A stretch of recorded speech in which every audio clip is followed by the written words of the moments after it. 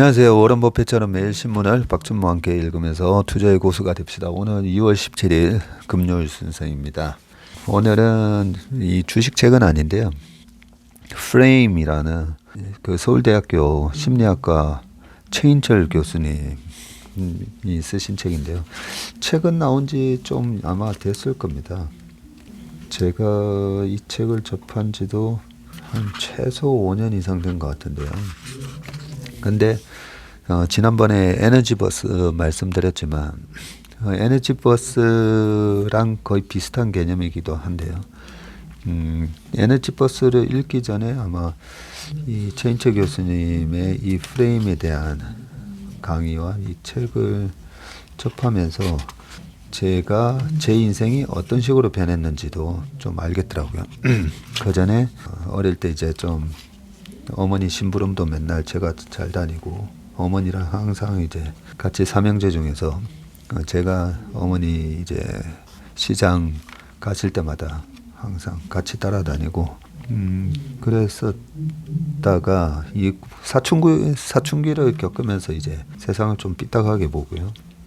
그 삐딱하게 보다가 어학연수 갔다 와서 미국 사람들이 저의 삐딱한 눈을 쳐다보면서도 하이 하고 웃어주고, 제가 동전을 떨어뜨렸을 때 옆에 주변 사람들이 다 같이 동전 줘주고, 요즘은 이제 우리도 어디 출입구 들어갈 때 보면 항상 뒷사람 따라오는 사람 배려해서 문을 잡아주기도 하고 한데, 그때 그런 여러 가지 문화적 충격이었어요. 그때 당시에는 와, 저 사람들은 왜 나한테 생전 보지도 못한 나한테 저런 친절을 베풀지.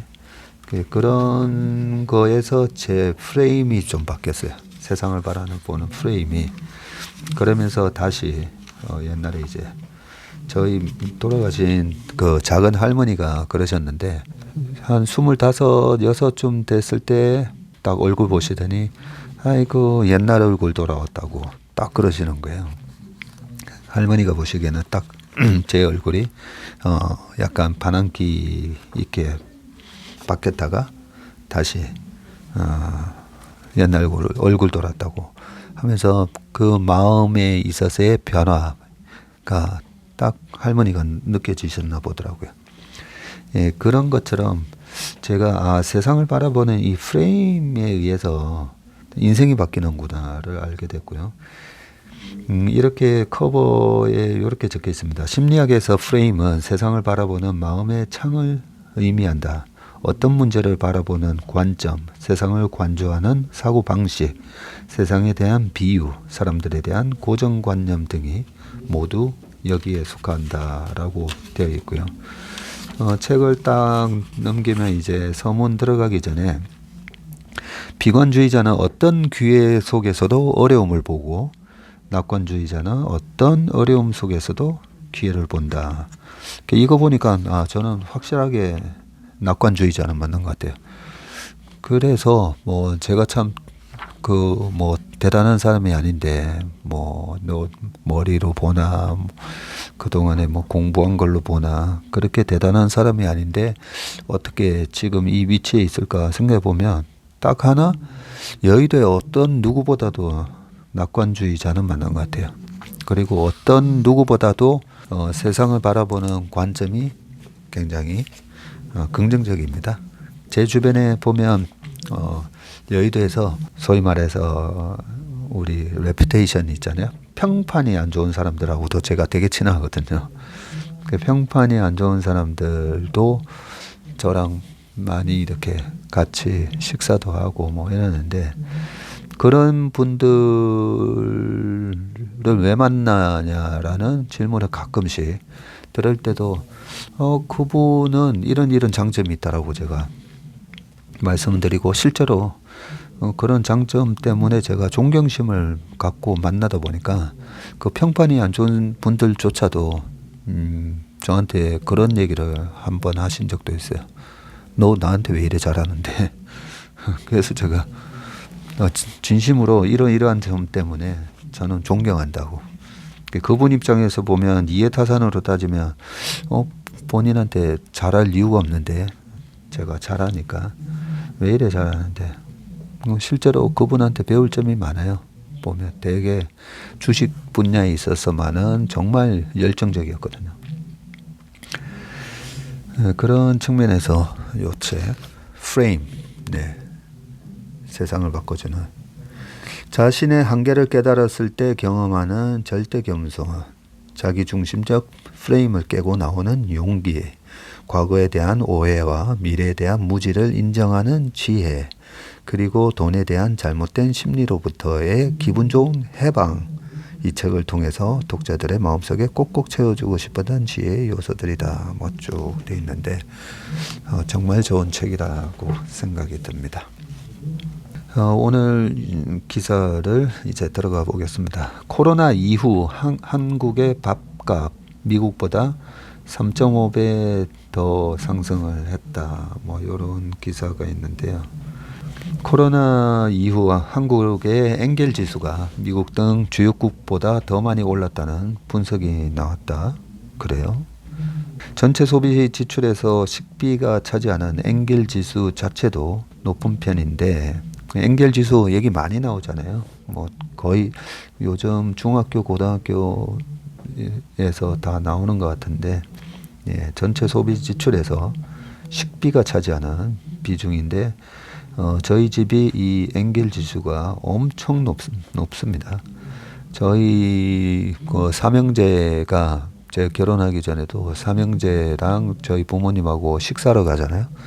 식사를 갔다가 그 갈비를 15인분을 시켜 먹었는데 저희는 더 먹고 싶었는데 이제 어머니가 나 이제 배 부르다 이러셔가지고, 그래서 우리는 배 안 부른데 거기서 저희가 이제 된장찌개랑 이거 식사 시켜 먹고, 그 이후로 그 갈비집을 안 갔어요.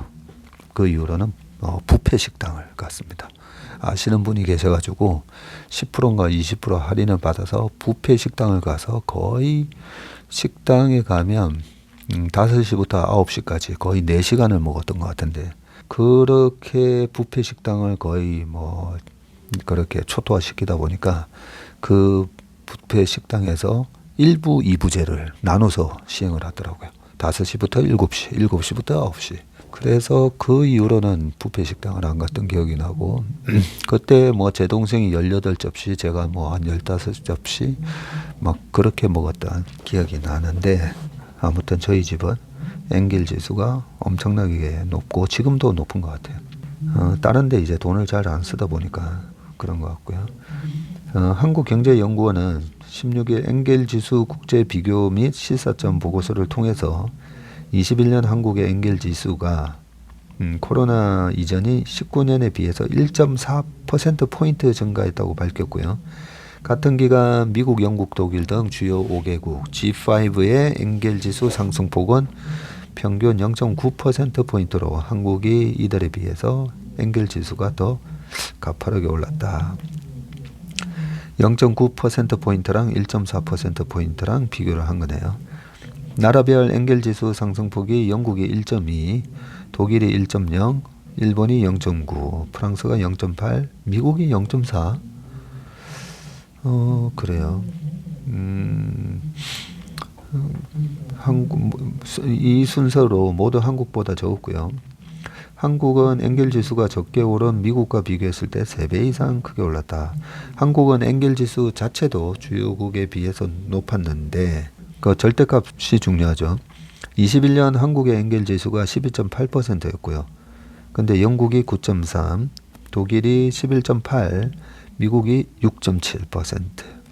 그리고 G5 국가 중 일본이 16.3, 프랑스가 13.9, 한국보다 훨씬 높네요. 식품 물가가 오른 것도 영향을 미쳤고, 유엔 식량 농업기구에 따르면 코로나 이후 한국의 식품 소비자 물가 상승률은 연평균 5.2%를 기록을 해서 G5 평균이 1.7% 대비 3배 이상 높았다. 한국의 식품 소비자 물가 상승률이 2020년 코로나 때는 4.4였다가 21년도에는 5.9였고, 이 엔겔 지수가 전체 소비에서 이제 차지하는 식비다 보니까 이게 여러 가지의 그 좀 수치에 오해가 있을 수가 있는 게 전체 식비 자체가 이제 비싸서 그럴 수도 있고요. 네, 그렇다면 식당에 가서 먹는 이 평균 이 한 명당 식단가를 좀 비교를 해봐야 될 것 같은데 우리나라 식당이 제가 봤을 때는 그렇게 비싸지 않다라고 말씀 많이 드리잖아요.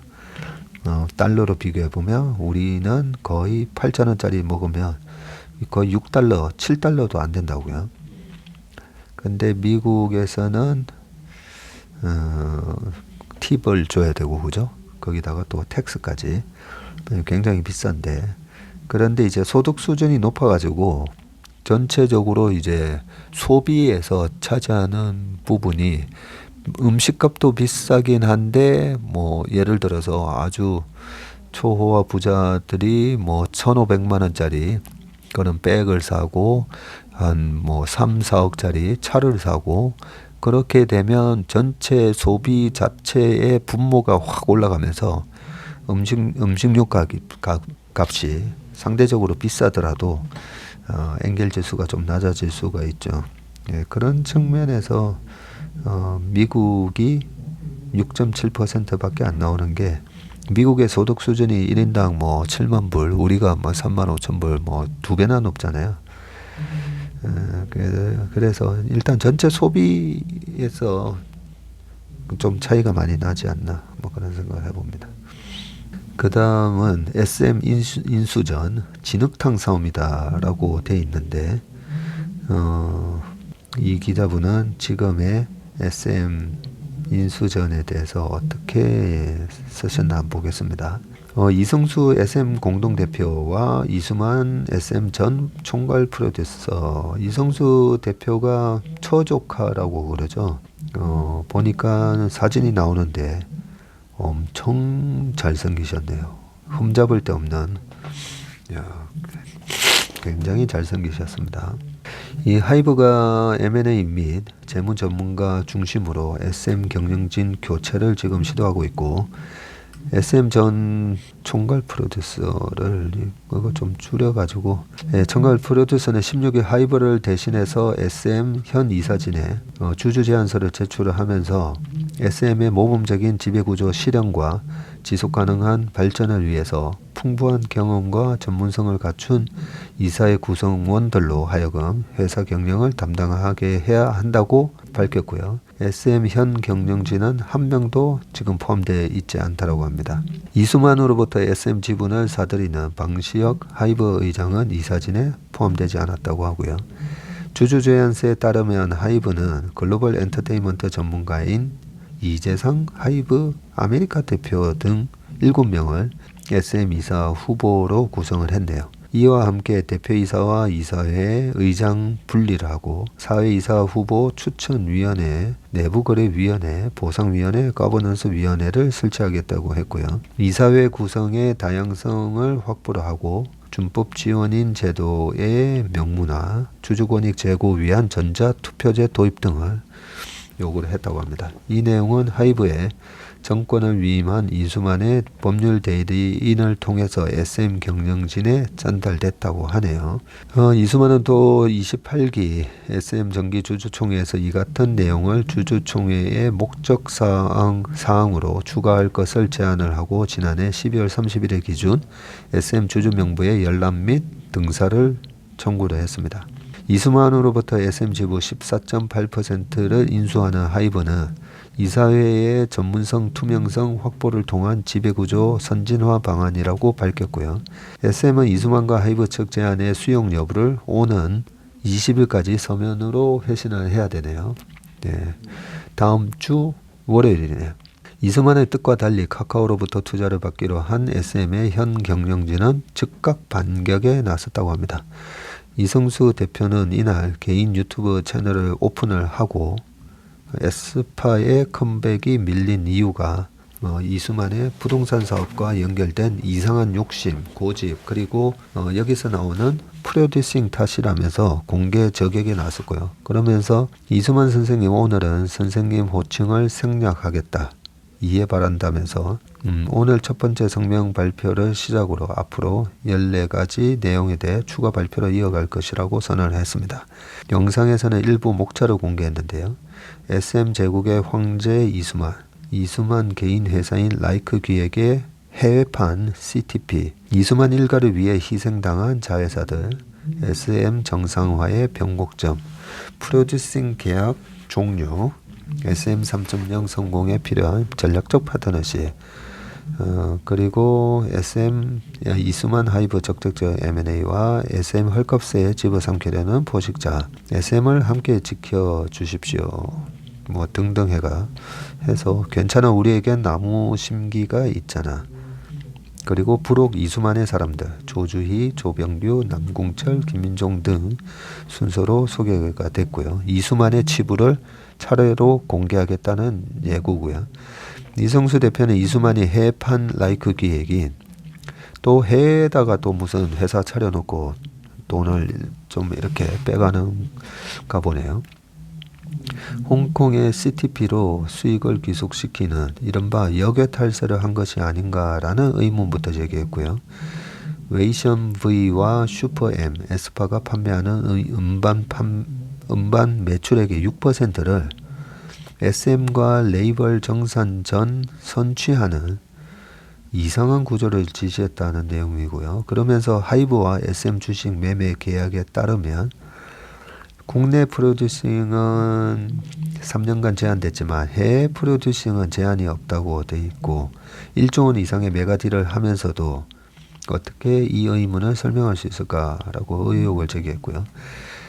이성수 대표는 이수만이 라이크 기획 계약 종료 이후에도 사익 추구를 위한 행동을 벌여왔다고 주장을 하면서 부동산 사업과 연관해서 에스파의 나무 심기 노래를 부르게 했다고 덧붙였는데요.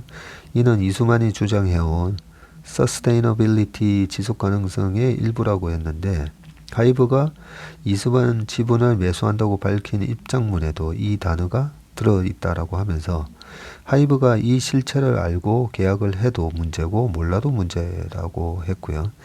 하이브 관계자는 이에 대해서 혹시 SM이 공시해야 할 계약 중 의도적으로 하지 않은 계약이 있을 것에 대비해서 지분 인수를 진행했다고 설명을 했고요. 또 거래 종결 시점부터 잔여 로열티 채권 채무를 상호 면제하기로 하고 진술 보정을 위반해 대상 회사와 체결된 채권 채무 거래 관계는 거래 종료로부터 3개월 이내에 거래를 완전히 해소하기로 했다고 밝혔고요. 이수만과 지분 매매 계약 전 그와 SM의 연결고리를 모두 끊어냈다는 의미인데 한편 국세청은 이성수 대표가 제기한 역외탈세 의혹의 구체적인 내용과 사실관계를 내부적으로 지금 파악하러 나섰다고 합니다. 네. 이 부분이 제가 뭐 이렇게 다투는 거 되게 싫어하거든요. 네. 다투는 거 되게 싫어하지만 진흙탕 싸움이라고 하지만 이 부분이 진흙탕이라고 보기에는 우리 증시에 정말 중요한 지금 이벤트이고요. 결국은 하나하나 이 싸움으로 인해서 하이브가 이번에 제안한 주주 제한세도 보면 모범적인 지배구조 실현과 지속가능한 발전 뭐 등등 해가지고 회사를 정상화시키겠다는 겁니다.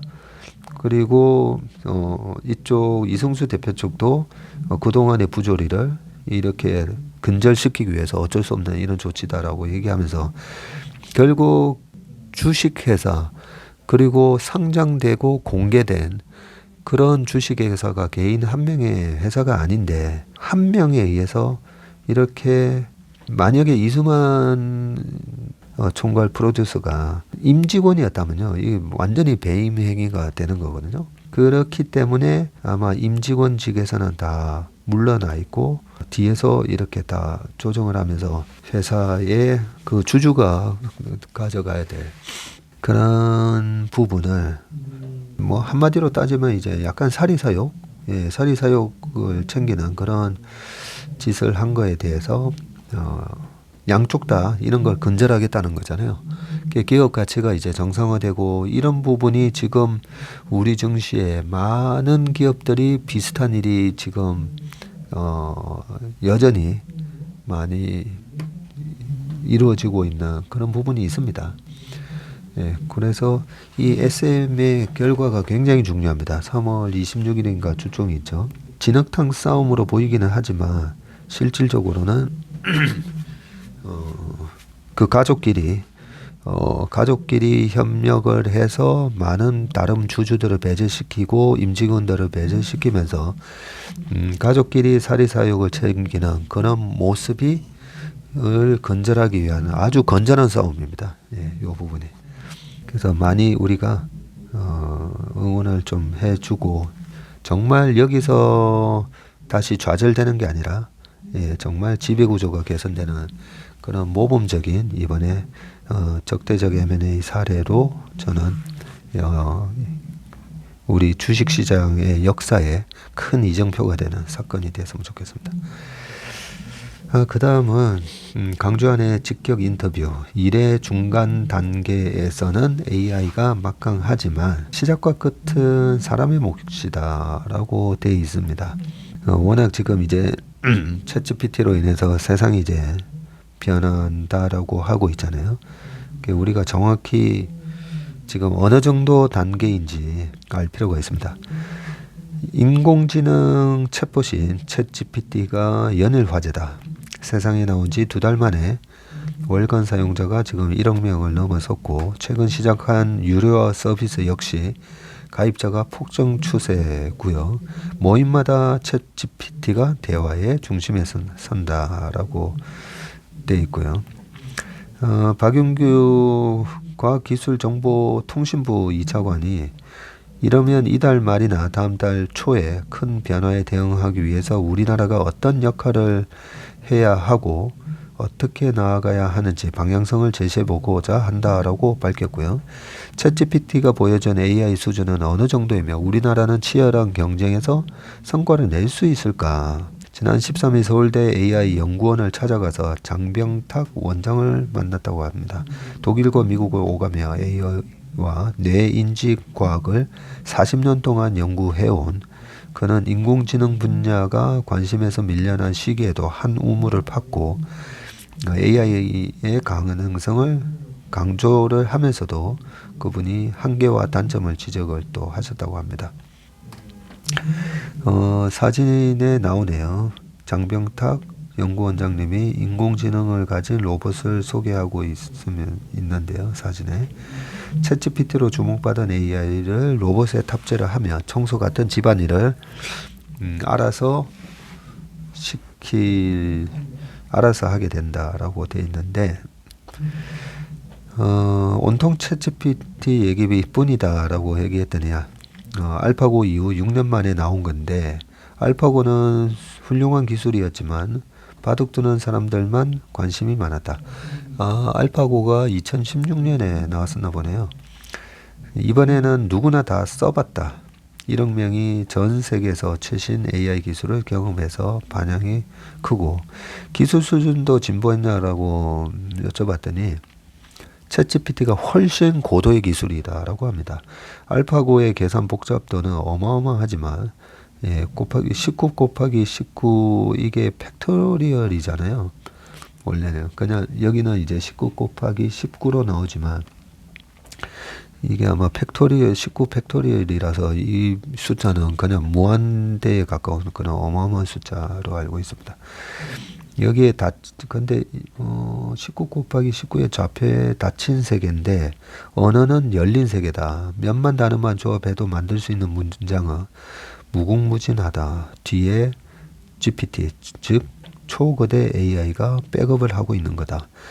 거대 언어 모델인 LMM AI가 문서를 학습을 해서 어마어마한 데이터를 축적을 해서 채팅과 접목하니 보고서도 써준다. 유료화도 주목된다라고 했더니 이게 가장 큰 변화다. 그동안 AI는 눈에 안 드러나게 쓰였는데 유튜브 맞춤형 광고 등에 AI가 들어갔고 유료화는 지금 큰 터닝 포인트라고 합니다. 검색 광고를 하는 구글이 흔들릴 수 있다. 챗GPT는 오픈 AI라는 작은 신생 회사가 만들었다. 이럴 게 없다. 구글이 내놓은 후속작이 실망스러웠다고 얘기를 하니까 구글이 출시했는데 이상한 답변을 하니 주가가 내려갔다. 구글이 기술을 먼저 만들었는데도 대기업이니 조심스러운 거다. 스타트업이었던 구글이 마이크로소프트를 무너뜨렸는데 이제 오픈 AI에 밀린다. 그렇네요. 2000년대 들어서서 마이크로소프트가 거의 뭐 15년 동안 잃어버린 15년 왔다 갔다 할 동안 구글은 어마어마하게 성장을 했죠.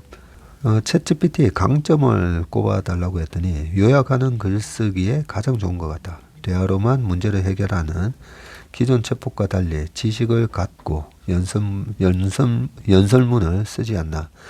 웬만한 보고서뿐만 아니라 다양한 프로그램 코드도 생성해주고 아마도 연설문 템플릿을 가진 듯 하다. 기승전결 구조를 학습한 거다.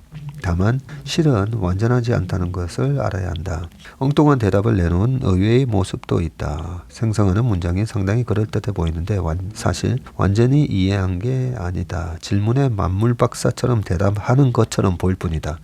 우리가 지금 대화하면서 아까 한 얘기를 어느 정도 문맥으로 기억하는데 AI는 잘 못한다. 논리적인 추론을 여러 단계 거쳐서 하는 문제는 어려울 거라고 본다. 근데 갑자기 요거 읽다가 연설문 템플릿 이런 거 보니까 그거 제가 사칭하는 문자 얼마 전에도 말씀드렸는데 우리 상류 12 TV 해놓고 옆에 가로 열고 뭐 개인 상담 이런 또 바퀴벌레 같은 그 사칭 채널이 우리 여기 상류 12 TV에도 또 들어왔더라고요. 그거 절대 저희가 파는 거 아니고 바퀴벌레들 진짜 어떻게 근절을 해야 될지 모르겠는데 저한테도 제 이름의 사칭 문자가 제 핸드폰으로도 옵니다. 보면 증권사를 사칭하는 것도 있죠. 한국투자금융, 이런 식으로 또 키움금융, 이런 식으로도 오는데, 딱 보고 무료 상담이니 입장하세요, 500명까지 무료니, 이런 거 절대 들어가시지 마시고, 그냥 무조건, 그냥, 삭제 누르고 수신 차단. 그렇게 하셔야 됩니다. 그 사칭하고 이런 걸 AI로 어떻게 좀 잡아낼 수 없나요? 그죠? 어떻게 IP를 추적하고 해가지고 제가 보니까 똑같은 지금 조직에서 계속 하고 있는 거거든요. 보면 딱 문장이 똑같은 문장을 계속 쓰는 거 보니까 아무튼 갑자기 생각나서 말씀드렸고 수능 문제를 풀었더니 영어는 잘하고 수학은 낙제라는데 수학의 답은 명확한데 문제를 이해 못한 것 같다. 챗GPT가 잘하는 거는 말하는 흉내를 내는 거다. 그러게요. 우리 직원이 이거 챗GPT 어제도 이제 시연을 해주는 거 보니까 와 정말 대화하듯이 착착착착 말을 해주니까 정말 놀라웠습니다.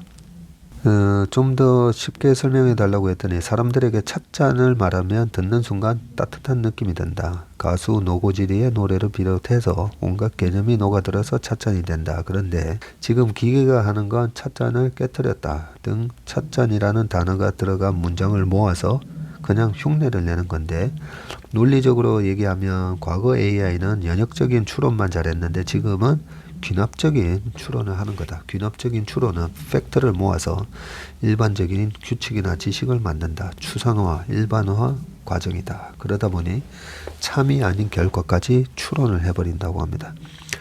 주식 투자 조언을 받을 수 있을까? 이 기자님도 주식을 하시나 보네요. 지금 챗GPT에서 무슨 주식 살지 묻고 결정하는 건 조심해야 된다. 대화를 잘하는 거지 정보의 안정성이나 신뢰성은 약한 부분이 있다. 이걸 하려면 대량의 데이터 분석을 하는 또 다른 AI가 있어야 하고 월스트리트에서 일부 쓰긴 하는데 일반인에게는 공개를 안 할 거다. 악용 우려가 제기된다. 언어의 문화도 녹아있다. 그래서 악용하고 오염되면 편향성 문제가 제기되고 의도했든 안 했든 한쪽으로 치우칠 수 있는 거다. 네거티브하게 쓸 수 있는 위험성을 학교에서 교육해야 된다. 전력 소모가 많아 환경을 파괴한다는 지적도 나온다. 그런 측면이 있다. AI는 계속 방대한 데이터를 학습하기 때문에 전기를 많이 쓴다. 효율화가 큰 과제다. 사람의 뇌는 25W밖에 안 쓰는데 라고 돼 있네요. 이것 때문에 이제 갑자기 최근에 이제 메모리 반도체도 관심을 갖게 되고 있지 않습니까? 그죠? 이분 말씀처럼 엄청난 방대한 데이터를 학습을 해야 되기 때문에 전기를 많이 쓴다라고 되어 있는데 그 말은 즉 데이터 센터가 서버에 대한 그 투자가 더 많이 이루어져야 되고 DDR4에서 DDR5 같은 그런 전력 소비량이 한 30% 개선된 그런 반도체에 대한 수요를 조금 더 앞당기는 그런 효과가 있을 거다라고 생각이 듭니다. 제가 이 주식 투자 조언을 받을 수 있을까? 이 부분이 약간 걱정이 되는 게 만약에 이 사칭하는 지금 이 바퀴벌레 같은 사칭하는 사람들의 이 끈질긴 대량으로 막 문자 보내고 이런 걸 만약에 컴퓨터 여기 뭐 네이버라든지 이런 부분에다가 얘네들이 로봇을 이용을 해가지고 뭐 10만 건, 20만 건을 어떤 종목을 거기에다가 이 종목에 무슨 대단한 계약건이 있을 겁니다 라는 식으로 막 그렇게 써가지고 아니면 정말 그 저희 같은 분을 저희나 아니면 뭐 최근에 이제 김동완 소장님 이런 사칭 문자들도 돌아다니는데 정프로 그 사칭 문자까지 있다고 그러잖아요.